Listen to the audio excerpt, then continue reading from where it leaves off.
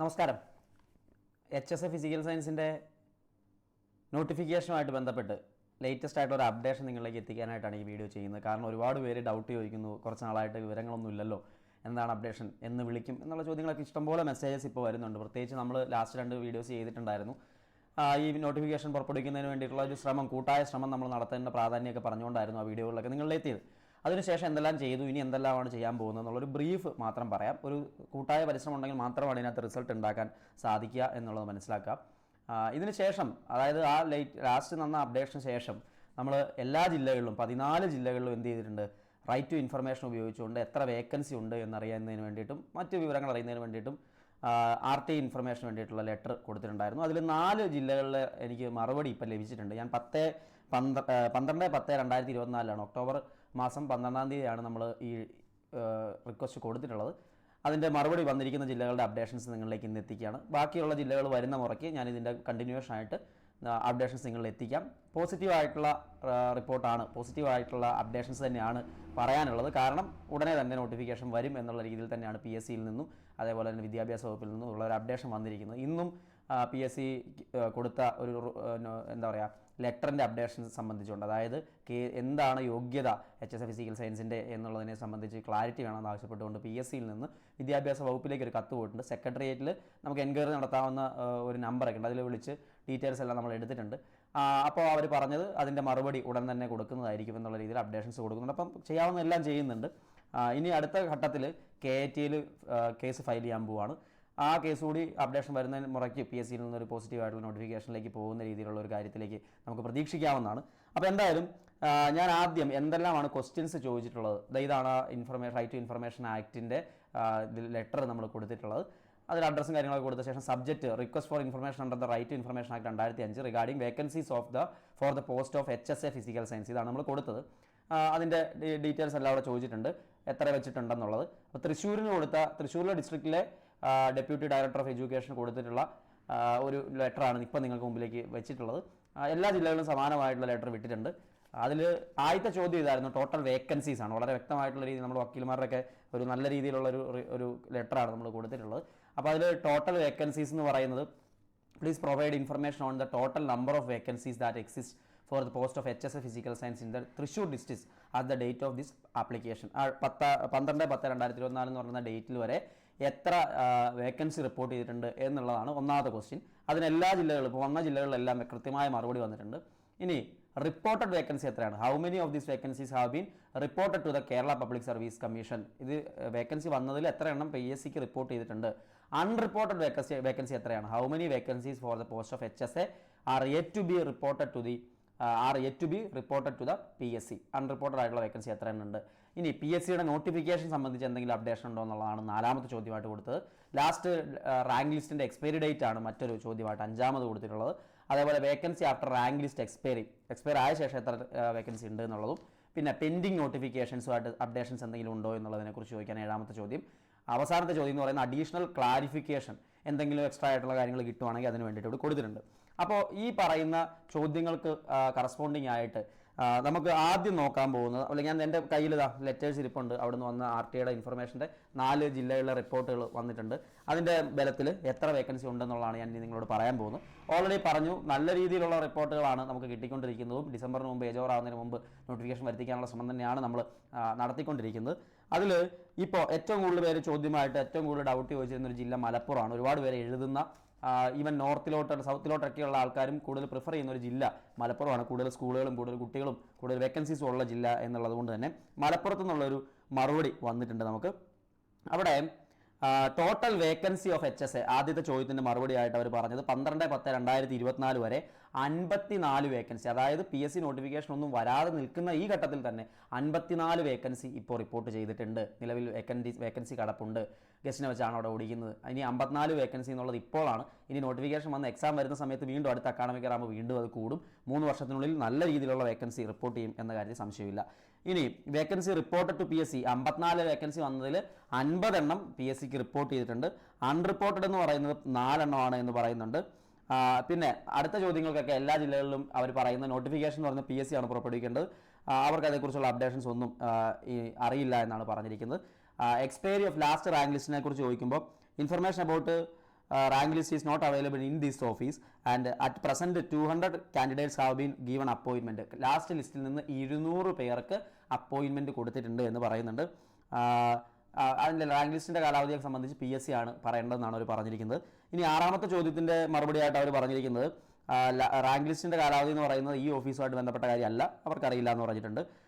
ബാക്കി 7ാമത്തെ ചോദ്യത്തിനും 8ാമത്തെ ചോദ്യത്തിനുമൊക്കെ നമ്മൾ ഇവരുടെ ഉത്തരവാദിത്തത്തിൽപ്പെട്ട മറുപടികളല്ല എന്നുള്ളതാണ് പറഞ്ഞിട്ടുള്ളത്. അപ്പം നമുക്കൊരു സാറ്റിസ്ഫാക്ടറി ആയിട്ടുള്ള മറുപടിയാണ് ആദ്യത്തെ 4 ക്വസ്റ്റ്യൻസിലായിട്ട് വന്നിട്ടുള്ളതെന്ന് കാണാൻ പറ്റും. മലപ്പുറത്ത് 54 വേക്കൻസികളാണ് ഇപ്പോൾ നിലവിലുള്ളത്, റിപ്പോർട്ട് ചെയ്യപ്പെട്ടിട്ടുള്ളത്. അതിൽ 50 എണ്ണം PSCക്ക് റിപ്പോർട്ട് ചെയ്തിട്ടുണ്ട് എന്ന് അവർ പറയുന്നു. 200 നിയമനങ്ങൾ നടന്ന ശേഷം വീണ്ടും 50 വേക്കൻസി വന്നിട്ടുണ്ട് എന്നുള്ളതാണ് നമുക്കതിൽ നിന്ന് മനസ്സിലാക്കാൻ പറ്റുക. ഇനി എറണാകുളം ജില്ല, അതിപ്പോൾ ഓരോ റീജിയനിൽ നിന്നായിട്ട് നമുക്ക് വന്നിരിക്കുന്നത്. എറണാകുളം, ഇടുക്കി, കോട്ടയം, ആലപ്പുഴ ജില്ലകളിലൊക്കെ താരതമ്യേന വേക്കൻസി കുറയാറുള്ള ജില്ലകളാണ്.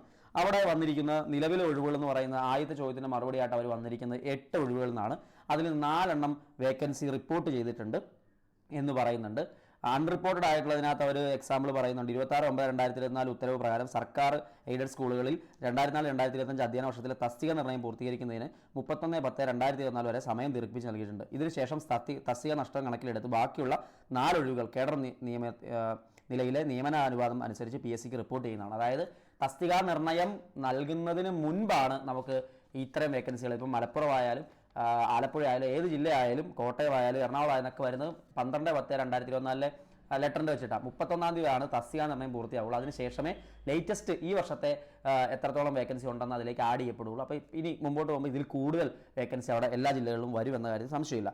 ഇനി PSC ആണ് ഇതിൻ്റെ ബാക്കിയുള്ള ചോദ്യങ്ങൾക്കൊക്കെ പറയുന്നത് അല്ലെങ്കിൽ ഉത്തരം നൽകേണ്ടത് എന്ന് പറയുന്നുണ്ട്. അതാണ് കൃത്യമായിട്ട് അതിനകത്ത് പറയുന്നത്. കാറ്റഗറി നമ്പർ നമ്മൾ കൊടുക്കാത്തതുകൊണ്ട് എത്ര പേർക്ക് നിയമനം കൊടുത്തു എന്നവർക്ക് പറയാനായിട്ട് പറ്റില്ല എന്ന് കൂടി പറയുന്നുണ്ട്. PSC ആണ് ഇതിൻ്റെ ഉത്തരവാദികൾ എന്ന് പറയുന്നുണ്ട്. PSC ആണ് തസ്തികയിലേക്ക് അപേക്ഷിക്കാൻ ക്ഷണിക്കുന്നത്. റാങ്ക് ലിസ്റ്റിനൊക്കെ വരുന്നത് അത് അവരുടെ ആ ഓഫീസിൽ നിന്നാണ് കിട്ടുക എന്നൊക്കെയുള്ള ഇത് പറയുന്നുണ്ട്. എന്നിട്ട് അവസാനം ഒരു നോട്ടായിട്ട് പറയുന്നുണ്ട്. താങ്കൾ സമർപ്പിച്ച അപേക്ഷയിലെ ചോദ്യം 5 A, B, C, 6, 7, 8 എന്നിവയ്ക്കുള്ള വിവരങ്ങൾ ഈ ഓഫീസിൽ ലഭ്യമല്ലാത്തതിനാൽ താങ്കൾ നേരിട്ട് മറുപടി നൽകുന്നതിന് അപേക്ഷയുടെ പകർപ്പ് Ernakulam Kerala public service commission public information ഓഫീസർക്ക് അയച്ചു കൊടുത്തിട്ടുള്ള വിവരം അറിയിക്കുന്നു. അവർ തന്നെ അത് അയച്ചു കൊടുത്തിട്ടുണ്ട്. വളരെ ഡീസൻ്റ് ആയിട്ടാണ് അവർ നമ്മളോട് മറുപടി പറഞ്ഞിരിക്കുന്നത് കാണാൻ പറ്റും. സ്റ്റേറ്റ് ലെവൽ വെച്ചപ്പോൾ ഒരു തരത്തിലും മറുപടി പറയാത്ത ഒരു മറുപടി ആയിരുന്നു നമുക്ക് ആദ്യം കിട്ടിയിരുന്നത്. ഇവിടെ എന്തായാലും എറണാകുളം ജില്ലയിൽ 8 ഒഴിവുകൾ നിലവിലുണ്ട്. അതിൽ 4 എണ്ണം PSCക്ക് റിപ്പോർട്ട് ചെയ്തിട്ടുണ്ട്. ഇനി കാസർഗോഡ് ജില്ല വളരെയേറെ വേക്കൻസി വരാറുള്ള ഒരു ജില്ലയാണ്. അതിൽ 44 ഒന്നാമത്തെ ചോദ്യം ടോട്ടൽ വേക്കൻസി എന്ന് പറയുന്നത് 44 വേക്കൻസികൾ റിപ്പോർട്ട് ചെയ്തിട്ടുണ്ട് ഈ ലാസ്റ്റ് നിയമനങ്ങൾ നടന്ന ശേഷമുള്ള. ബാക്കി അതിൽ 28 എണ്ണമാണ് PSCക്ക് റിപ്പോർട്ട് ചെയ്തത്. 44 ഒഴിവുകൾ റിപ്പോർട്ട് ചെയ്തു. അതിൽ 28 എണ്ണം PSCക്ക് റിപ്പോർട്ട് ചെയ്തു. ബാക്കിയുള്ള 16 ഒഴിവുകളിൽ അന്തർജില്ലാ സ്ഥലമാറ്റം 3 എണ്ണം, സ്ഥാനക്കയറ്റം 4 എണ്ണം, തസ്തിക മാറ്റം 1. ശേഷിക്കുന്ന 8 ഒഴിവ് സെറ്റ് അപ്പാർട്ട് ചെയ്ത് അനുപാതികമായ ഒഴിവുകൾ PSCക്ക് റിപ്പോർട്ട് ചെയ്യുന്നതാണ് എന്നും പറഞ്ഞിട്ടുണ്ട്. 8 എണ്ണം കൂടി PSCക്ക് റിപ്പോർട്ട് ചെയ്യാനായിട്ട് വെയിറ്റിംഗിൽ നിൽക്കുന്നുണ്ട് എന്നുള്ളതാണ്. പിന്നെ PSC ആണ് ബാക്കി മറുപടി നൽകേണ്ടതെന്നാണ് അവരും പറഞ്ഞിരിക്കുന്നത്. റാങ്ക് ലിസ്റ്റിൽ കാലാവധിക്ക് ശേഷം വന്ന ഒഴിവുകൾ 21 എണ്ണമാണ്. റാങ്ക് ലിസ്റ്റ് കാലാവധി കഴിഞ്ഞ ശേഷം വന്നിട്ടുള്ള ലേറ്റസ്റ്റ് ഒഴിവ് എന്ന് പറയുന്നത് 21 എണ്ണമാണ് എന്നുള്ളത് കൂടി അവിടെ പറയുന്നുണ്ട്. ഇനി ഏറ്റവും വലിയൊരു മറുപടി വന്നിരിക്കുന്നത് ആലപ്പുഴയിൽ നിന്നാണ്. 4ാമത്തെ ജില്ല എന്ന് പറയുന്നത് ആലപ്പുഴയാണ്. ആലപ്പുഴയിൽ അവർ പറഞ്ഞിട്ടുള്ളത് 3-4 പേജിൽ മറുപടി ആയിട്ടാണ്, വലിയ മറുപടിയാണ് വന്നിരിക്കുന്നത്. അതിനകത്ത് 7 ഒഴിവുകളാണ് അവർ പറഞ്ഞിരിക്കുന്നത്. 1 എണ്ണം സസ്പെൻഷൻ ഒഴിവും 1 എണ്ണം ശൂന്യ വേതനാവധി ഒഴിവുമായിട്ടാണ് പറഞ്ഞിരിക്കുന്നത്. 7 ഒഴിവുകൾ. അതിൽ 2 എണ്ണമാണ് PSCക്ക് റിപ്പോർട്ട് ചെയ്തിട്ടുള്ളത് ആലപ്പുഴയിൽ. ഞാൻ പറഞ്ഞല്ലോ, ആലപ്പുഴ, ഇടുക്കി, എറണാകുളം, കോട്ടയം ജില്ലകളിൽ സാധാരണ വേക്കൻസി കുറവാണ് വരാറുള്ളത്. അവിടെ ആപ്ലിക്കൻസും അതനുസരിച്ച് കുറയാറുണ്ട്. ഇനി ബാക്കി 5 ഒഴിവുകളിൽ 1 പ്രൈമറി ടീച്ചർ പ്രൊമോഷൻ വിഹിതം നൽകി കൊടുത്തിട്ടുണ്ട്. സ്ഥാനക്കയറ്റം മുഖേന നികത്തപ്പെട്ടിട്ടുണ്ട്.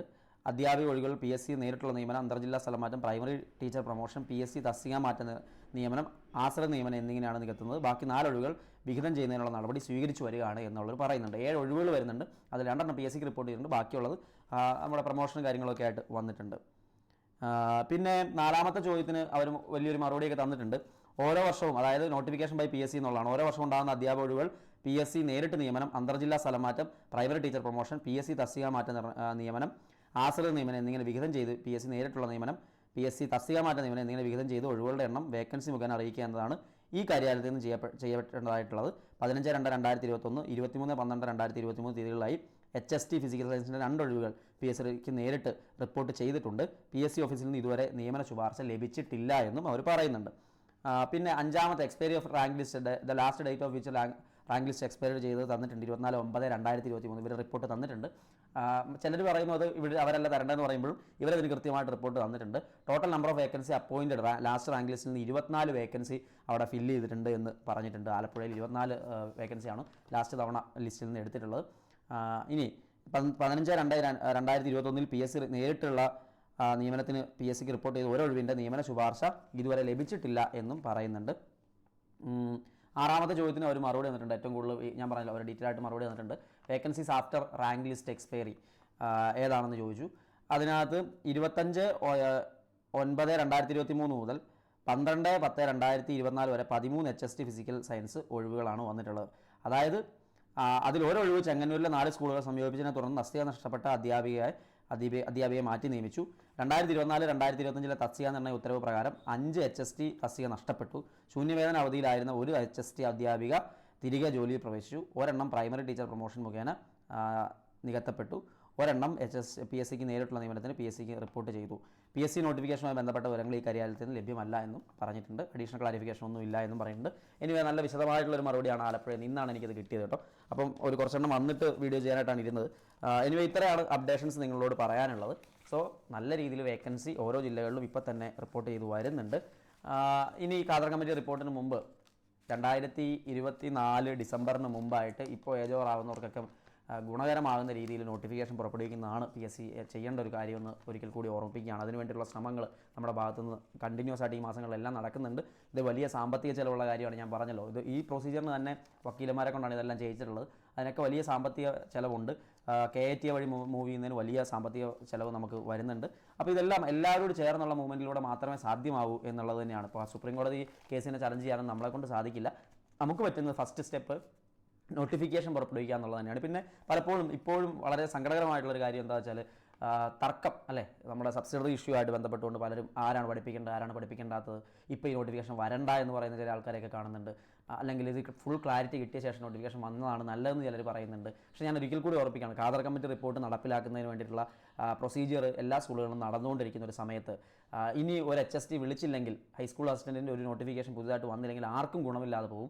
ഏജ് ഓവർ ആവുന്ന ആൾക്കാർ 8 വർഷമായിട്ട് നിങ്ങൾ എല്ലാ തരത്തിലും പരിശോധിച്ച് നോക്കും. സബ്സിഡറി ഇഷ്യൂ ഉള്ളവർ എല്ലാവർക്കും എഴുതാൻ പറ്റട്ടെ എന്നാണ് പേഴ്സണലി ഞാൻ പറയുന്നത്. പക്ഷേ അപ്പോഴും സബ്സിഡറി ഇഷ്യൂ ഉള്ളവരിൽ തന്നെ ഏജ് ഓവർ ആവുന്ന ആൾക്കാരുണ്ടാവില്ലേ?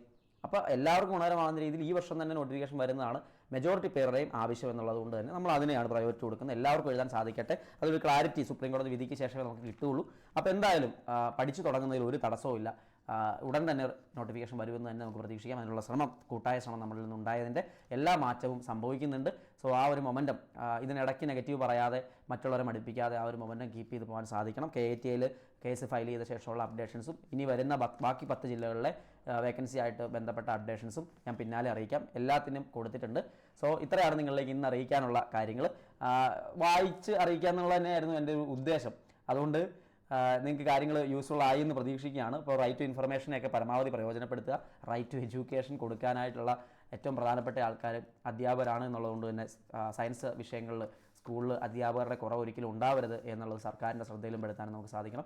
ഇതിനോടൊപ്പം തന്നെ ഒരുപാട് അധ്യാപകർ PSC ചെയർമാനെ നേരിട്ട് കാണാൻ പോയിട്ടുണ്ട്. നമ്മുടെ കൂട്ടത്തിൽ തന്നെയുള്ള അധ്യാപകർ പോയി കാണാൻ പോയിട്ടുണ്ട്.